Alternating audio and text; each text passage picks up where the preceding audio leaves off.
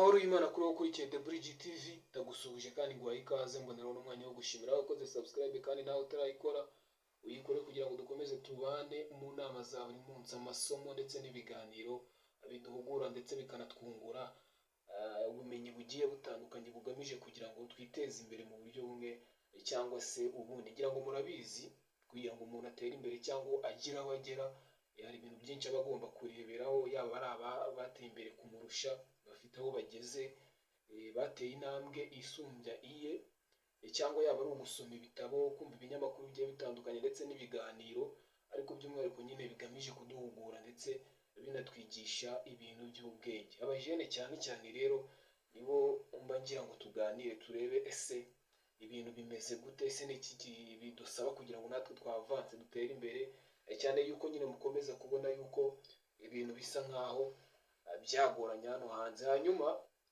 tujye kujya dukora ibiganiro by'umwihariko biri podcast gusa nyine turebere hamwe ikintu cyaduteza imbere, yaba ari bagenzi bacu babigezeho inama twabakuraho, yaba ari ibitabo runaka bidusobanurira, yaba ari ibiganiro runaka twasesengura tukareba ese niki gikwiye gukorwa kugira ngo umuntu wundi abe yabasha kugira nawe aho yigeza, cyane ko ubu ngubu nta turufu dufite twazavuga nk'impamvu yatumye nyine tutagira amafaranga cyangwa aduhora mu bukene nk'uko bakomeza kudushinja yuko ngo urubyiruko ngo rwanze gukora.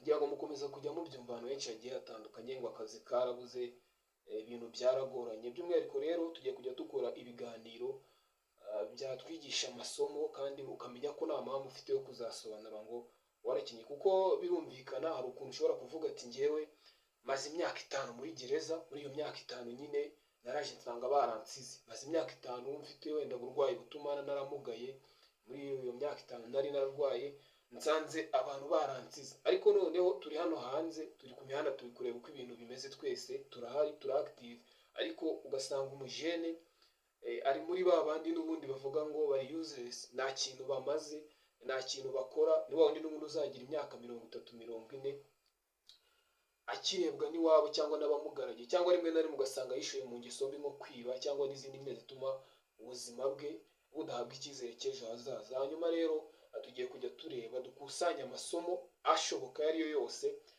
adufasha nyine kwiga ese ni iki twakora kugira ngo dutere imbere, kugira ngo natwe tugire amafaranga, kugira ngo natwe tugire icyizere cy'ejo hazaza, tube ba the band, kuko nta yandi mahitamo dufite atari ayo kugira amafaranga. Tugomba kugira amafaranga ku buryo bwiza ariko duciye mu nzira nziza zemewe. Rero tugomba kugira amafaranga hasi hejuru, akaba ariyo mpamvu rero dusizeho iki kiganiro kugira ngo tujye tuza turebe amasomo ari yose yadufasha kugira ngo twavanze. Tugomba kuba ba the band, ibyo ndi kubabwira uraho kugira ngo upfe cyangwa nyine birangire kariyeri y'ubuzima bwawe irangirire kuba uraho ngaho gusa, kambivuge gutyo, nta kintu ukora, nta kintu umaze, yewe umuntu atanagukeneraho ubufasha runaka bijyanye n'ubushobozi ngo abubone, wapfa ugerageza cyangwa ugapfa nyuma nka debane nyine nk'uko nabikoze, kuko biragoye.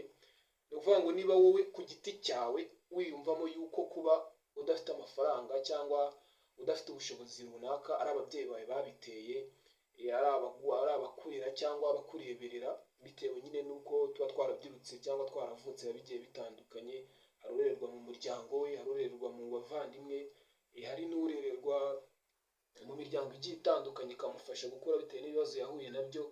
Rero ntabwo uzajya gushinja cyangwa ngo uvuge ngo impamvu ngiye ntagize amafaranga ngo kubera yuko ngo ababyeyi banjye ngo byari byaragoranye, ngo banze gushaka amafaranga bakiri batoya, ngo none ngo batubyariye ngo ahantu habi, ngo urumva ngo ahantu ngo ngiye ngo narererenga imiryango yanderaga ngo ntabwo bigeze ngo bansobanura ngo uburyo ngo nabona amafaranga, ngo nta kintu bamfashije.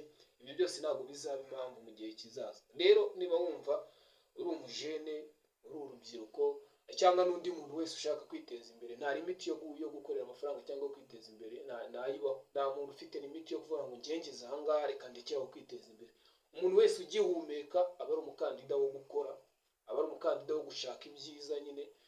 Rero niba uzi yuko ugihumeka kandi ukaba utekereza ko ugomba kugira amafaranga, ku bibuna bwiza following no channel niho ibintu byose bigiye kujya bibera. Ni ugusara dusaba salari, ni ugusara ariko ikintu kiguhesha iki? Amafaranga. Ku bibuna bwiza ubwo tugiye gushaka ese n'ayahe masomo, n'izihe nama twajya twiga za buri munsi zaduteza imbere, zadufasha kumenya buri kimwe kiduhuza n'amafaranga, kiduhuza n'ubushobozi, kiduhuza na bya bindi byose dukeneye, tukabona natwe twumva yuko dufite icyizere cy'ejo hazaza. Hari ukuntu nk'umujene aba yarangiza kwiga cyane cyane nka sogonderi, kuko niho umuntu asoza kwiga akamenya ko ibintu hano hanze bikomeye, akamenya ko nta kindi kintu yagakoze usibye ibimureba bizamuteza imbere. Hari ukuntu urangiza ukaza ugasanga n'ubundi hano hanze bakuru bawe nabo byaragoranye, cyangwa rimwe na rimwe nabo ubona nyine basa nk'abakanyakanya, ukibaza ahantu nyine ibyo bintu babikura bikagucanga, ukaba watekereza gukora ibintu bibi cyangwa guca mu nzira mbi kugira ngo nawe bigereho. Ariko ntabwo aricyo kiba gishoboka. Buriya ushobora kudahindurwa wenda n'umuryango wakuriyemo cyangwa n'abo mugendana nk'inshuti zawe, wowe ubwawe ugafata umwanya, ugafata tasike yo kwiyigaho, ukigaho ukamenya ikintu ukeneye. Ariko hakundi nyine ushobora gusoma ibitabo, ushobora kumva ibiganiro nk'ibi ngibi tugiye kujya dukora, ushobora kujya hirya no hino ukaganira n'abandi bantu, aho kugira ngo ugende wiyigeho uvuge ngo urabona ngo byaranze, ngo ntabwo na bakuru banjye ngo nabundi kubona ngo ibintu ngo bidakunda. Wowe fata umwanya utekereza ikintu ukeneye, kandi gutekereza ikintu ukeneye akitinga.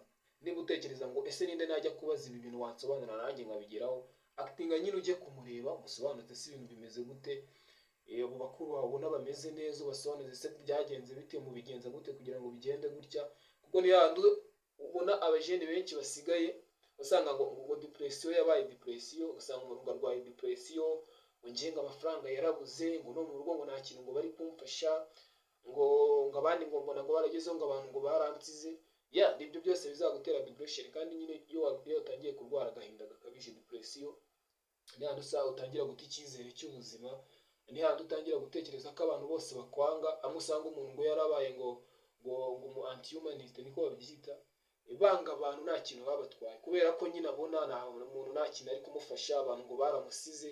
Kandi mu by'ukuri usibye kuba umuntu wenda mugenzi wawe yihesha umutuzo, akagira ibyo apanga n'ibyo ategura ku buzima bwe, ugasanga nta n'amahirwe menshi kurusha wowe waba ufite. Rero ku isi, mu gihugu cy'u Rwanda turi benshi cyane, no ku isi yose tumaze kuba abantu benshi. Ntekereza ko buri wese yakagombye kuba umuyobozi w'ubuzima bwe, by'umwihariko ku bijyanye no gutera imbere. Ntabwo wakagombye gushinja umuntu ngo kubera icyo atamfasha, ngo kubera icyo ameze kuriya, kubera icyo amfata gutya. Wowe ubwawe ari nabyo mvuga, twakagombye kuba nka gurupe, cyane cyane urubyiruko, tukavuga tuti twe twibumbiye aha ngaha, noneho tugiye kubikora. Nta muntu tubikorera ubuzima bwacu, tubikorere famiye zacu zahazaza. Kuko niba wifuza gukora famiye yazaza, uzabyara umwana, uzashaka umugore, uzashaka umugabo, ntabwo wakagombye gutekereza ese uwo mwana azavuka bimeze bite, azavuka asanga imihanda iteguye gute. Cyane yuko niba twebwe bikomeye gutyo uri kubibona ari bikomeye, ukabyita ibisazi, ukavuga yuko ibintu bisharira. Ibaze noneho mu bihe byazaza, kuko ababyeyi bacu ba mbere, ba sogokuru, ba nyogokuru, iyo babajije bakubwira yuko ubundi kera umuntu yakuraga akagera nko mu myaka dufite, ari umujene, imyaka 10 n'ingahe, imyaka 20 n'ingahe, ni handi bo bamufataga bakavuga bati noneho wowe tugukubise ikibanza, tugukubise inka, shaka umugore dore umaze gukura. Ariko ubu ngubu ikintu cyonyine iwanyu bashobora kugufasha kikaba ari ikintu cya danje baguhaye, ntekereza ko ari n'ubuzima baba baguhaye, ni ukukurihira amashuri. Kukurihira amashuri rero uragenda ukajijuka, ukiga, ugakuraho ubumenyi. Rimwe na rimwe wanaza hano hanze ugasanga nta kintu wakoresha, kubera yuko imirimo yabaye mikeya, abantu benshi bayishaka, bamaze kwiyongera. Ugasanga niba mugiye gushaka akazi muri abantu nk'ijana, ako kazi bashakamo abantu 5. Urumva ko imirimo yarabuze.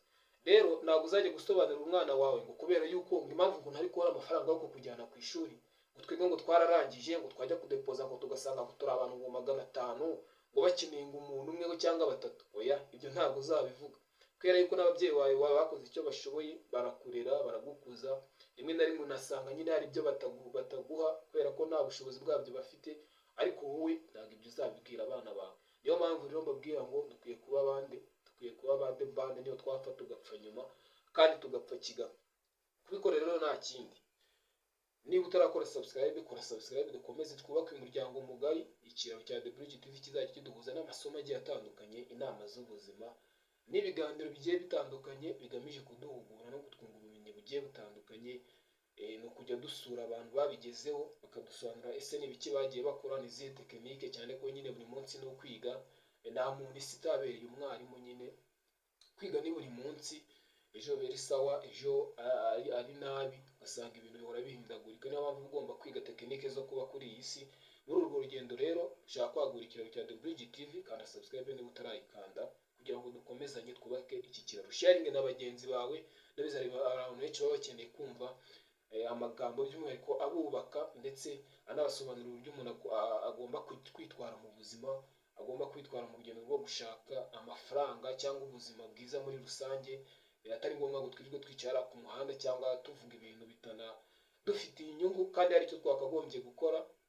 Ubwo niba utarakora subscribe wowe yikore, kandi ikindi gitekerezo cyawe muri comment kiba gikeneye, cyangwa ari n'inyunganisho ushaka kuduha, hari icyo ushaka kutubazaho ntabwo tuzagusubiza ubutaha, wabyandika muri comment. Ikindi ukadusharinga na bagenzi bawe. Subscribe ni imbere ibikenewe kugira ngo dukomeze twagure iki kiraro kiduhuza n'amasomo, inama za buri munsi n'ibiganiro bigiye bitandukanye bitwungura ubwenge ndetse n'ubumenyi bugiye butandukanye. Ngende Kivu West rero ninjye tugiye kujya tubana muri iyi podcast, by'umwihariko igamije kuduhugura ubumenyi butugeza ku iterambere, tubyifashishijemo ibitabo ndetse n'ubundi bumenyi dukura ku bandi bantu bagiye batandukanye badusumbya cyangwa bagiye batera intambwe irenze ku yacu. Hanyuma rero dukomeze tubane no mu bindi biganiro. Nakagaruka, ngenda bashimiye, mukomeze mugire ibihe byiza, kandi munasenga Imana kugira ngo ikomeze tubashishe gukora ndetse no kugira imigisha. Ndabashimiye.